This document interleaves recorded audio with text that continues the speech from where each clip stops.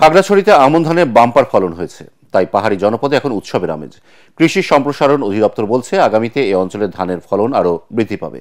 এদিকে যশোরে ধান গবেষণা ইনস্টিটিউটের উদ্ভাবিত উচ্চ ফলনশীল জাতের ধান চাষে দ্বিগুণ ফলনের আশা কৃষকের। আমাদের প্রতিনিধিদের পাঠানো তথ্য চিত্রে আরও জানাচ্ছেন আশিকুর রহমান। খাগড়াছড়িতে অনুকূল আবহাওয়া ও সময়মতো বৃষ্টির কারণে এবার আমন ধানের বাম্পার ফলন হয়েছে। ধান কাটায় এখন ব্যস্ত সময় পার করছেন জেলার কৃষকরা। পাহাড়ি জনপদে লেগেছে উৎসবের ছোঁয়া। খালিতে মনে হয় আপনার ওই 20-22 মন হতে পারে।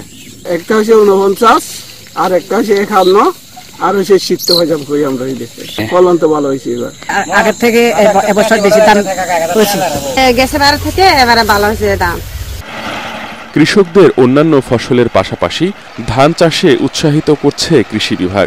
ইতিমধ্যে ধান উৎপাদন শুরু হয়ে গেছে। আমরা আশা করতেছি আমাদের এই লক্ষ্যমাত্রা অনুযায়ী আমাদের আবাদ এই উৎপাদন এবং আবাদের অর্জিত হয়েছে, আমরা উৎপাদনও আমাদের লক্ষ্যমাত্রা অনুযায়ী অর্জিত হবে।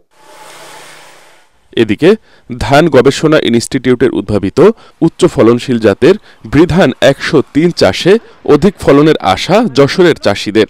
আমন মৌসুমে অন্য ধানের চাষের চেয়ে এ জাতের ধান চাষাবাদে দ্বিগুণ ফলন পাওয়া যায়। এই ধানের সব থেকে বড় উপকার রোগ বালাই একদম নেই বললেই চলে, রোগ বালাই নেই।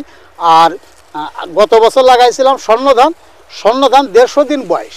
স্বর্ণ ধান লাগায় অন্য একটা ফসল করা যায় না। আবার এই ফসলটা করার পরে আপনার মনে করেন আরেকটা ফসল করা যায় শস্য জাতীয়। কৃষি কর্মকর্তারা জানান এ জাতের ধান চাষে সঠিক পরামর্শ দেয়া সহ নিয়মিত কৃষকদের ধান পরিচর্যায় তদারকি করা হচ্ছে। এটি সরু জাতের ধান, বাজার মূল্য ভালো, এই কারণে কৃষক ভাইরা এই জাতটি আবাদ করছে এবং এটি শর্ট ডিউরেশন ভ্যারাইটি, যার ফলে এটা কর্তন করে কৃষকরা সরিষা সহ অন্যান্য আবাদ করতে পারবে।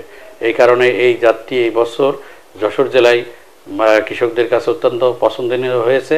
যশোরে এবছর 1882 হেক্টর জমিতে এই ধানের চাষ হয়েছে। আশিকুর রহমান, এটিএন বাংলা।